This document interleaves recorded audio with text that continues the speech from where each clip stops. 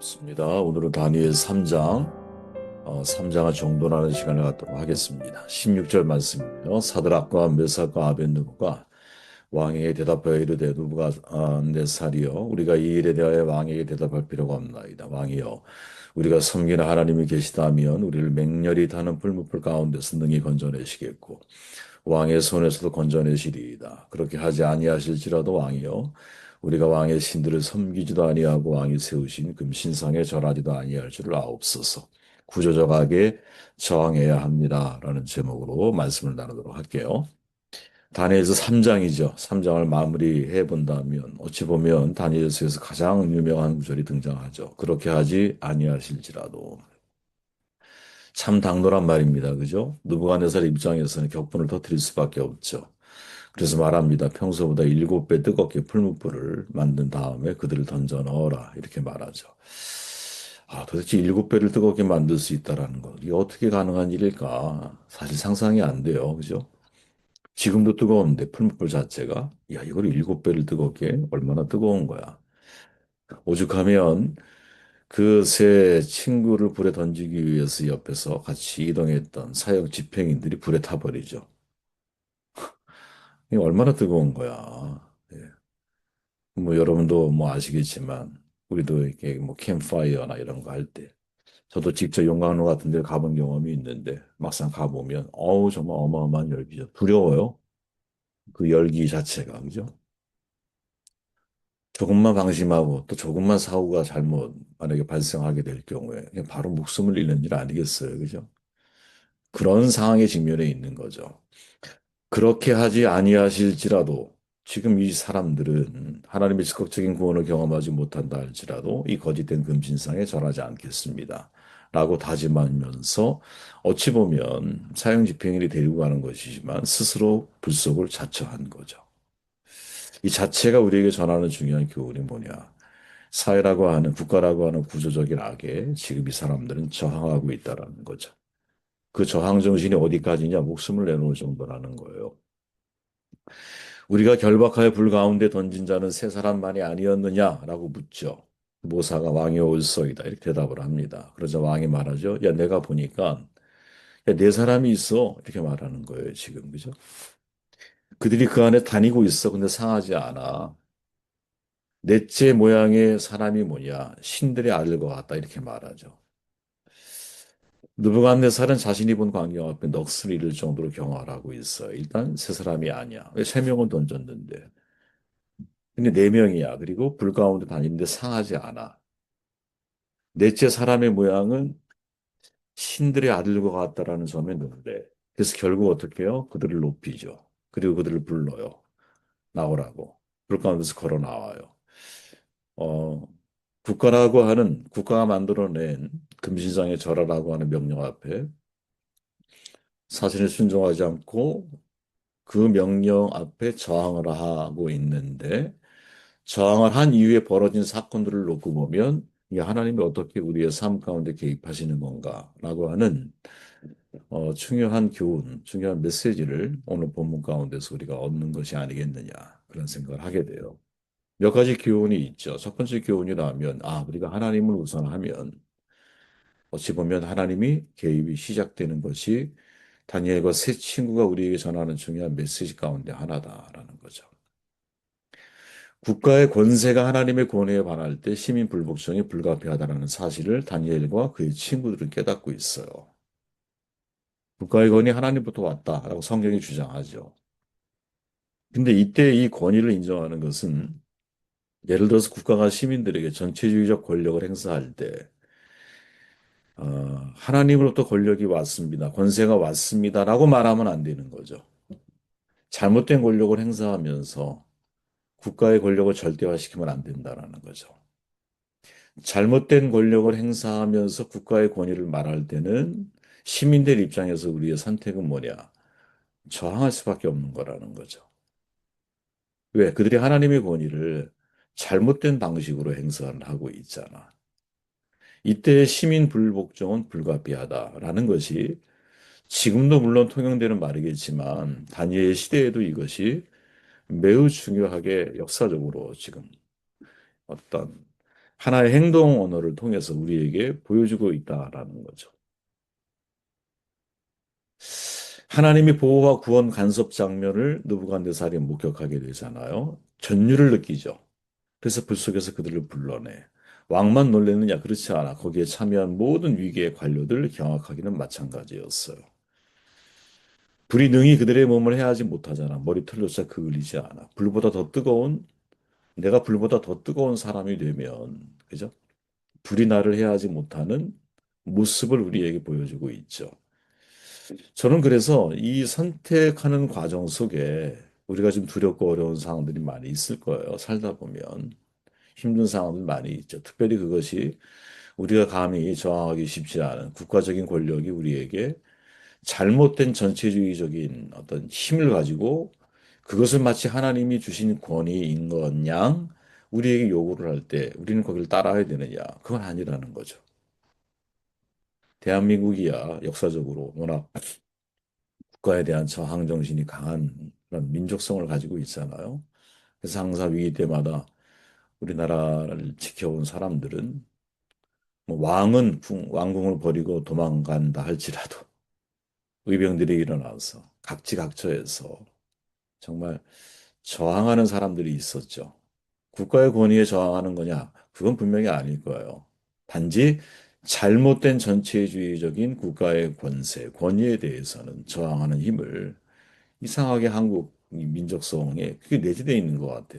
아마 태어나서 오래도록 역사에 흐르는 홍익 정신, 인간을 사랑하는 마음. 어떻게 보면 이게 성경의 핵심 진리의 아주 되게 근사치의 마음이잖아요. 그러니까 이런 문화권에서 성장을 하고 자라왔다라는 것은 어떻게 보면 되게 특혜를 입은 사람들이 바로 우리가 아니겠느냐. 그래서 그런 생각을 할 때가 많아요.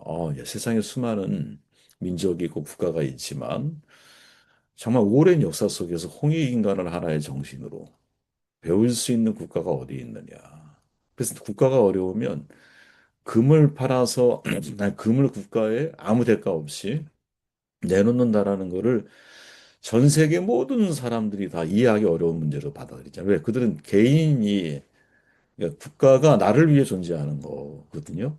나를 보호해줘야 책임이 있는 거야. 내가 국가를 위해서 희생할 부분은 별로 없어, 사실은. 내 사유재산을 국가를 위해 내어놔? 이건 정말 그들의 상식에서 이해하기 어려운 거죠. 우리는 그걸 이해할 수 있다라는 거예요. 우리는 정말 국가가 어떠해야 하는다라는 사실을 이미 자신의 오랜 역사를 통해서 우리의 이 피 속에, DNA 속에 내재되어 있는 것이 아니냐, 이런 생각을 하게 돼요. 저는 이 첫 번째 일장에서는 대안적인 불복종을 했죠, 다니엘은. 중요하게 봐야 할 부분인 것 같아요. 근데 3장에서는 대안 없이 저항을 하는 모습을 보여주고 있어요. 다니엘의 저항은 우리가 채식을 먹고 우리 얼굴을 보십시오. 이렇게 말하죠. 그런데 지금 새 친구는 절체절명의 위기 속에서도 하나님이 우리를 구원하지 아니하실지라도 우리는 이 잘못된 금신상 숭배에 대해서 동의할 수 없습니다. 우리의 신앙의 양심은 그거를 거부하라고 말하고 있습니다. 그리고 비타협적인 불복종을 선언하고 있는 거죠. 저는 여러분, 지금은 이런 금신상에 절하라고 하는 이렇게 되게 상징적인 의미가 있는 것이지만 같은 모습으로 우리에게 요구하지는 않아. 근데 오늘날 금신상에 절하라라고 할 때 이 금신상이 뭘까? 신자유주의죠. 오늘날에는. 인간의 자율적이고 자율적인 경제 활동을 긍정적으로 자꾸 이해시키고 다국적 거대 자본가들이 어떻게 보면 무한 경제, 그리고 무한 소비 이거를 독려하면서 시장의 독점을 만들어가고 있죠. 이거는 저의 말이 아니라 프랑스의 유명한 자크 엘룰이 그렇게 말하잖아요. 자유로운 사람의 첫 번째 의무는 아니오라고 말하는 거예요. 그리스도인이 이 세상에 존재하는 모든 형태의 억압과 압제에 대항하는 사람이어야 합니다. 근데 이때 아니오라고 말해야 할 대상이 사실은 누구냐? 자크 엘룰의 말을 따라보면 구조적인 죄악이나 조직의 죄악, 국가 이데올로기의 죄악을 파악하는데 우리들은 능숙하지 않아요. 그 결과 대부분의 많은 사람들은 풍요롭고 안락한 삶에 대한 탐닉을 정의와 공평, 윤리, 도덕적 가치보다 우선시하게 됩니다. 현대 사회의 구조적인 악은 신자유주의의 금신상에 절함으로써 풍요로운 삶을 누리라고 말하고 있습니다. 이해되시죠, 여러분? 현대 사회는 만몬 사회라는 거예요. 만몬이 정말 금신상이잖아요. 그죠? 황금상. 신자유주의가 그걸 독촉하고 있다라는 거죠. 돈의 절함으로 인하여 풍요로운 삶을 누리라라고 말하고 있다라는 거. 그렇게 과거 다니엘 시대의 금신상은 말 그대로 금신상, 왕의 절대적인 권위를 왕을 신격화함으로 제국의 미래를 통제하려고 했던 모습으로 그때는 금신상에 진짜 실제 금신상의 모습, 금신상에 절하라고 명령하고 있다면 오늘날 우리의 시대에서는 진짜 만몬이라고 하는 이 거대한 신자유주의 질서 속에서 이루어지고 있는 거대 자본주의자들이 만들어가고 있는 아주 소수의 어, 부자와 다수의 가난한 자를 양산할 수밖에 없는. 그러다 보면 가진 자는 더 가지려고 애를 쓰고 가지지 못한 사람들은 상대적인 박탈감에 의해서 또 돈에 집착할 수밖에 없는 구조. 그죠? 이런 구조 속에 사람들이 노출되어져 어느 누구도 여기에 자유로울 수 없는 이런 경험을 우리는 하고 있는 거죠. 어떻게 여기에 저항해야 할까? 사회 활동을 하고 있는 여러분들에게 제가 참 정답을 말씀드리면 좋겠지만, 아, 정답을 말씀드리기가 너무 쉽지가 않아요. 그죠? 여러분들은, 저도 물론 마찬가지지만, 사회에 속해서 살아가야 되고, 사회에 속하지만 선교적 교회로서의 사명을 감당해야 되는데, 이 사회에서 사실은 신자유주의의 거대 자본 흐름, 이거를 무시하고 살아갈 수는 없고, 당장 하루하루 살아가려면 진짜 현실적으로 필요한 게 돈이고, 이러다 보니, 야, 이걸 어떻게 극복하며 살아가야 할까 쉽지가 않아요. 그럼에도 불구하고 한 가지 제가 드리고 싶은 어떤 이 본문 3장에서의 메시지가 있다면 제 마음에 갑자기 그런 생각이 들었어요. 불에 던졌는데 네 명이잖아요. 그리고 함께 있는 한 분은 새 친구가 아니야. 새 친구 외에 다른 분이야. 우린 그걸 예수님이라고 말할 수도 있을 것이고 하나님이라고 말. 근데 느부갓네살의 표현을 빌리면 신의 형상을 하고 있는 분이야. 신의 아들과 같다. 인자 같은 이야. 다니엘식 표현하면 이 모습 그대로가 저에게 위로가 된 거예요. 용기가 되고. 하나님이 사람의 형체를 통해서 사람들을 통해서 풀무불에서 새 친구를 구원하시는 거구나. 우리가 지금 최근에 현실의 뿌리박은 영성이라는 책을 읽고 있잖아요. 그 영성 메시지의 전체적인 흐름이 뭐냐? 일상 가운데 하나님과 관계를 맺는 사람. 그게 현실에 진짜 뿌리를 맺고 있는 사람인 거죠. 이 무슨 말이냐? 하나님은 일상 속에 사람의 형체를 가진 사람처럼 우리와 함께 하고 계시고. 그러니까 우리의 현실의 일상 속에 때로는 사람의 모습으로. 그죠?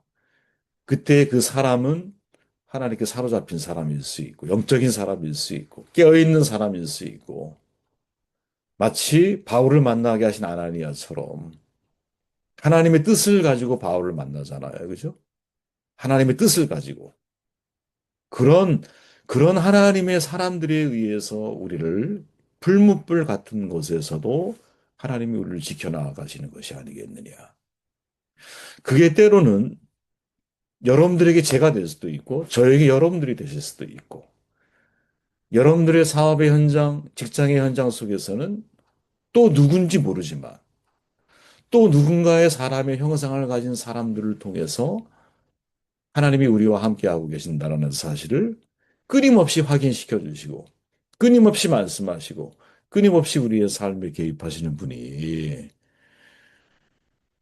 그게 하나님이시고, 그 하나님을 우리가 현실 속에 목격하게 될 때, 구조적인 악에 대해서 저항할 수 있는 힘을 우리가 자신이 가지고 살아가는 것이 아니겠느냐. 이게 제 마음속에 눈에 확 들어왔어요. 넷째 사람이 모양을 하고 계신 신들의 아들. 그것이 우리 주변에 있다라는 거지. 이것을 저와 여러분들이 목격하며 살아갈 때 자신이 우리의 신앙이 현실에 뿌리박은 신앙의 삶을 살아갈 수 있는 것이 아니겠느냐라는 말씀을 드립니다.